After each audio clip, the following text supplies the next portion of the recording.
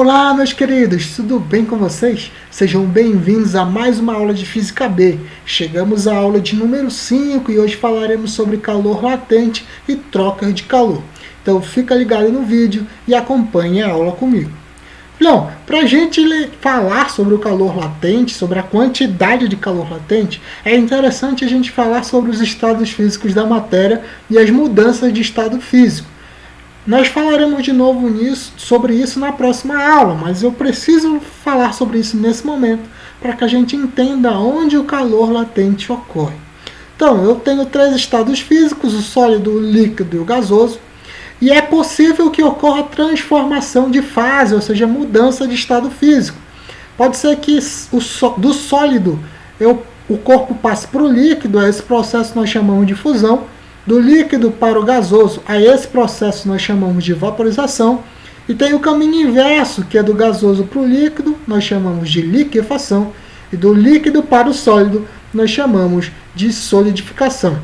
Há também a possibilidade do corpo sair do sólido diretamente para o gasoso. A esse processo nós chamamos de sublimação. E do gasoso para o sólido, a esse processo nós chamamos de ressublimação ou sublimação reversa. E é nesses processos de mudança de estado, nesses processos de mudança de fase, que age o nosso estudo de hoje. É nesse momento, nesses processos de mudança de estado, que ocorre o que a gente chama de calor latente, que é o calor responsável pela mudança de estado físico. Então vamos lá. Quantidade de calor latente. Lembra que na aula passada nós falamos sobre o calor sensível, que era o calor responsável pela mudança, pela variação de temperatura. Hoje nós falamos sobre o calor latente, que agora sim, esse calor vai ser o responsável pela mudança no estado físico do corpo. Tranquilo? Esse calor latente essa quantidade de calor latente depende de três fatores. Depende da massa. Quanto maior a massa do corpo, mais energia esse corpo precisa para mudar o estado físico por completo. Segunda característica é que ele depende da substância que é feito o corpo. Para cada substância existe uma grandeza chamada calor latente, que informa para mim quanta de energia cada unidade de massa precisa para mudar o estado físico. Depende também da mudança de estado. Para cada mudança de estado existe um calor latente para cada substância. Assim, em síntese, através dessas características, eu posso chegar à equação da quantidade de calor latente, que é o calor latente é igual ao produto da massa vezes o L, que é o calor latente específico para cada substância. Ganso, tem alguma forma de lembrar dessa equação? Tem sim. Eu sempre falo que morena linda. Presta atenção. Se você gostar de morenos, é que moreno lindo. Eu, como gosto das morenas, uso que morena linda. Calor é igual ao produto da massa vezes o calor latente, que depende da substância e da transformação de estado que está ocorrendo. Esse L, que é o calor latente, ele diz para mim, ou indica para mim, a energia ou calor necessário para uma unidade de massa mudar o estado físico sem variar a sua temperatura. Ei, presta bem atenção aqui. Nas mudanças de estado físico que nós vamos estudar, fusão, vaporização, todas essas mudanças, nós vamos estudar para substâncias puras. Em substâncias puras, quando está ocorrendo uma mudança de estado físico, não há variação na temperatura. Presta bem atenção. Na mudança de estado físico, não há mudança na temperatura. A temperatura permanece constante para substâncias puras, que é o que nós estamos estudando aqui na física. Beleza? Então lembra bem, não há mudança de temperatura num processo de mudança de estado físico. Qual é a unidade do calor latente? Bem, para o sistema internacional é joule por quilograma, mas a unidade prática que nós utilizamos é a caloria por grama. Tá ok? Então vamos ver alguns exemplos. A primeira coisa que eu preciso que você entenda é que o L, que é o calor latente, pode ser positivo ou negativo. Depende da transformação que está ocorrendo. Ele é positivo se o corpo está recebendo calor na transformação e negativo se o corpo está cedendo calor na transformação de estado físico. Para que você entenda, quando ocorre uma fusão, que é a passagem do sólido para o líquido, o calor latente de fusão para a água é 80 calorias por grama.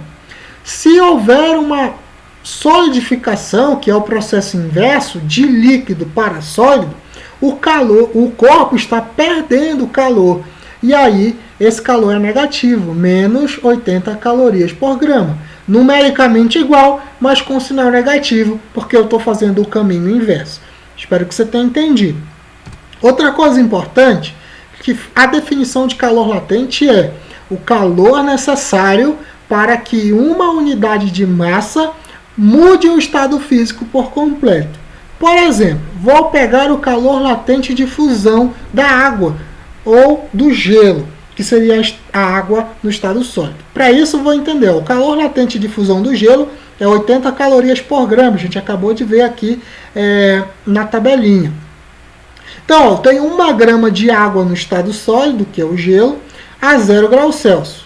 Para que eu consiga mudar o estado físico dessa 1 grama a 0 graus Celsius, eu preciso ceder 80 calorias, porque esse é o calor latente de fusão do gelo. Cada grama de água no estado sólido precisa de 80 calorias para mudar o seu estado. Então aqui eu tenho 1 grama de gelo, 0 graus Celsius, vou ceder a essa grama 80 calorias. O que vai acontecer? Esse gelo se transformará em água no estado líquido. É isso que representa para mim o calor latente de fusão. E para cada transformação eu tenho um valor específico desse calor latente. Beleza? Espero que você tenha entendido. Então vamos aplicar o que a gente acabou de ver. Então, olha só, a questão, toda vez que aparecer exercício de aplicação, é um exercício que não tem no seu material, mas que eu utilizei para aplicar o que a gente acabou de ver. Tá bom? O professor Carlos vai estar resolvendo a maior parte dos exercícios que está no material de você. Então, olha só, a questão diz assim, ao receber 250 quilocalorias de calor, uma amostra de determinada substância sofre completa vaporização. Sabendo que a amostra tem 1 kg de massa, determine o calor latente de vaporização em calorias por grama. Dado 1 quilocaloria corresponde a 1000 calorias e 1 kg corresponde a 1000 gramas. Então vamos tirar os dados da questão. A massa vale 1000 gramas. Por quê? Tem 1 kg de massa, mas ele me informou que 1 kg vale 1000 gramas. E diz também que o calor envolvido é 250 quilocalorias. Só que ele informou que cada quilocaloria corresponde a 1000. Então eu pego esse 250 e multiplico por 1000 e percebo que o calor envolvido é 250.000 calorias. Qual é a equação que eu utilizo para resolver essa, Ganso? Que morena linda, calor é igual a massa vezes o calor latente de vaporização. Substitui na equação, ele quer saber o L, então calor 250.000 é igual a massa que é 1000. Pega o 1000 que está multiplicando, passa para o outro lado, dividindo. 250.000 dividido por 1000, isso dá igual a 250 calorias por grama. Isso aqui é o meu calor de vaporização, calor latente de vaporização. Resposta correta, letra B. Tranquilo? Bem fácil o exercício, só para a gente aplicar o que a gente acabou de ver. Outro exercício de aplicação que diz assim, uma massa de 2.000 gramas de água está exatamente a 100 graus Celsius. Sabendo que o calor de vaporização da água é de 540 calorias por grama, determine a quantidade de calor em quilocalorias necessária para vaporizar 30% da massa de água. Então, olha só, a primeira coisa que eu observo é que não é toda a água que vai vaporizar, é apenas 30% dessa massa. Então, a primeira coisa que eu preciso saber é quanto é 30% de 2.000. E aí eu lembro, ó, 2.000 gramas corresponde a 100%, X gramas corresponde a 30%. E aí você vai fazer aquela famosa regra de 3. Então, o X será 2.000 vezes 30 dividido por 100. Isso daí dá 600 gramas. Então, a massa que eu vou utilizar não será 2.000 gramas, será apenas 600 gramas, que é 30% do total. E ele me informou que o calor latente de vaporização da água é 540 calorias por grama. Se ele quer saber o calor necessário para vaporizar 600 gramas, eu utilizo a equação que Morena linda. Calor é igual a massa vezes o calor latente de vaporização. Substitui na equação, 600 vezes 540 dá 324.000 calorias. Mas observa que ele quer a resposta em quilocalorias. E aí então eu divido por 1.000 e o calor latente de vaporização é 324 quilocalorias. Resposta correta, letra E. Tranquilo? Vamos continuar resolvendo exercícios aqui. Exercício que diz assim: leia o texto a seguir.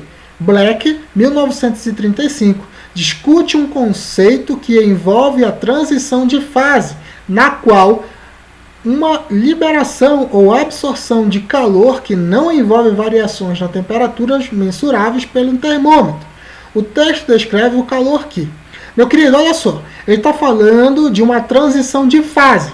Quando você ouvir transição de fase, mudança de fase, ele está se referindo a uma mudança de estado físico. E ele informou que na mudança de fase, na qual há uma liberação ou absorção de calor que não envolve variação de temperatura.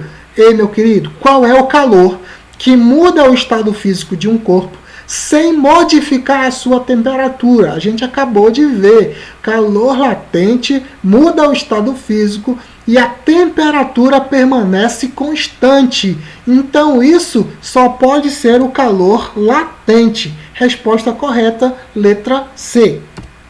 Vamos resolver um exercício. Agora esse não é de aplicação. Exercício número 10 do material de vocês, que diz assim: o calor específico latente de fusão do gelo é 80 calorias por grama.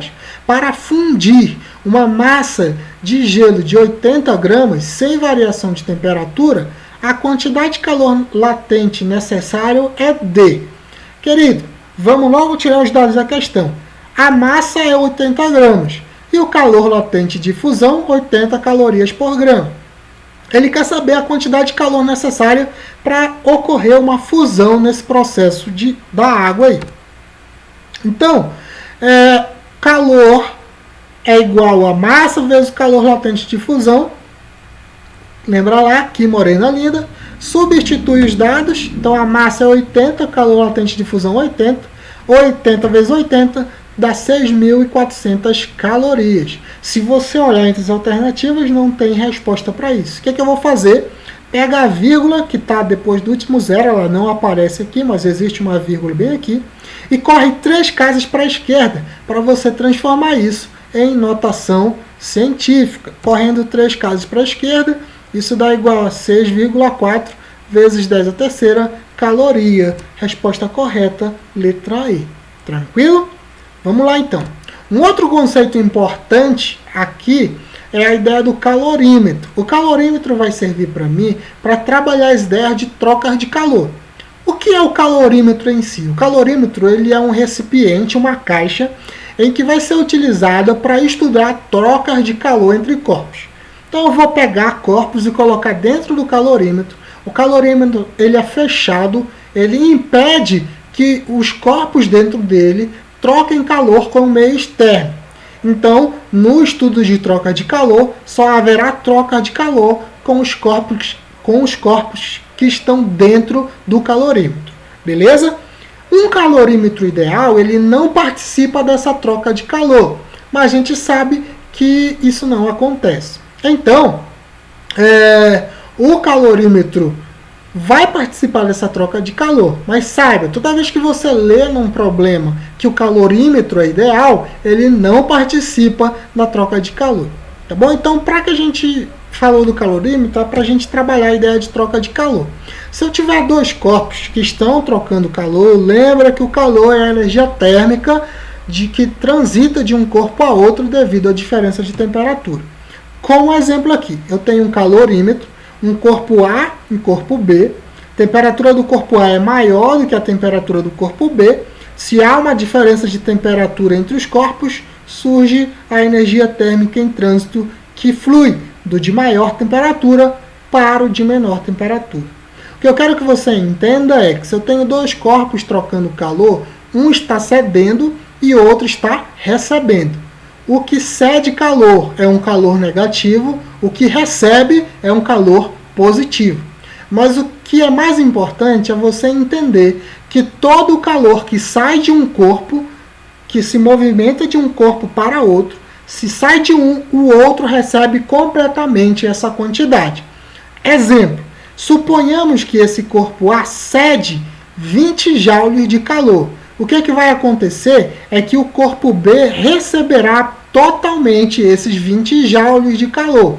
O que implica para mim que o corpo A cede 20 joules negativo, porque ele cedeu, e o corpo B recebe 20 joules positivos, porque ele recebeu. Sendo assim, todo o calor cedido somado do calor recebido, essa soma sempre será igual a zero. Por quê? Aqui, o exemplo que eu dei, o calor do corpo cedido pelo corpo A, menos 20 joules, mais o calor recebido pelo corpo B, mais 20 joules. Menos 20 mais 20, isso é igual a zero. E aí eu tenho essa concepção de que a soma dos calores recebidos mais a soma dos calores cedidos sempre será igual a zero. Se eu somar essas trocas de calor, sempre será igual a zero. Porque o que um cede, o outro recebe. Somando, isso dá zero. Outra forma de perceber é de que a quantidade de calor que é cedida pelo corpo A sempre tem um sinal contrário à recebida pelo corpo B. Beleza? Espero que você tenha entendido. Vamos pegar um exercício para aplicar isso que a gente acabou de ver. Então o exercício diz assim, o exercício é o exercício número 2 do material de vocês, que diz assim: misturam-se 200 gramas de água a 0 graus Celsius com 250 gramas de um determinado líquido a 40 graus Celsius, obtendo-se o equilíbrio a 20 graus Celsius. Qual o calor específico do líquido, dado calor específico da água, 1 caloria por grama grau Celsius? Desprezam-se as trocas de calor com outros sistemas.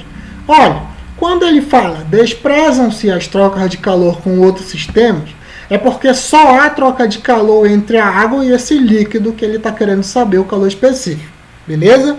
Eu utilizei o índice AR para a água. Então, a massa da água, 200 gramas, calor específico da água, 1 caloria por grama grau Celsius, e a variação de temperatura da água é 20 graus. Por quê? Ela estava em 0 e atingiu o equilíbrio a 20 graus Celsius. Então, foi de 0 para 20, variação 20 graus. Para o líquido, a massa do líquido é 250 gramas, calor específico desse líquido ele quer saber, e a variação de temperatura desse líquido é menos 20 graus Celsius. Por quê? Porque ele saiu de 40 e parou em 20. Houve uma diminuição de 20 graus. Então, é uma variação negativa de 20 graus. Lembra que a ideia de troca de calor é que se eu somar os calores trocados, essa soma sempre será igual a zero. Está aqui, o calor A será o calor cedido ou recebido pela água, e o calor B seria o do líquido. Então vamos lá, substituindo na equação, calor mc∆T para a água, mc∆T para o líquido. Substitui os valores na equação. Massa da água 200, calor específico da água 1, variação da água 200. Aliás, variação 20 da água. Para o líquido, 250 a massa, mais o calor específico, vezes menos 20. Então vamos lá. 200 vezes 1, 200, vezes 20, 4.000. 250 vezes menos 20 dá menos 5.000 vezes o calor específico.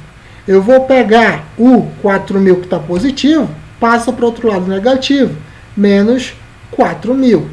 Agora você vai pegar o menos 5.000 que está multiplicando e passa para o outro lado dividindo. Então eu tenho que o calor específico desse líquido é menos 4.000 dividido por menos 5.000. Primeira coisa, jogo de sinal. Menos com menos dá mais. 4.000 dividido para 5.000. Isso dá um calor específico de 0,8 calorias por grau Celsius. Tranquilo? É dessa forma que eu aplico a ideia de troca de calor. Sempre somando as trocas de calor e essa soma sempre positiva. O calor que é cedido mais o calor que é recebido é sempre igual a zero. Beleza? Eu espero que você tenha entendido, eu espero que você tenha compreendido a aula de hoje. Lembre sempre, não esqueça de fazer os exercícios. Qualquer dúvida é só chamar, que estamos prontos para lhe ajudar. Os exercícios do material de vocês serão resolvidos pelo professor Carlos e ele está detonando essa resolução para você. Então, obrigado pela atenção, um forte abraço e um beijo no coração.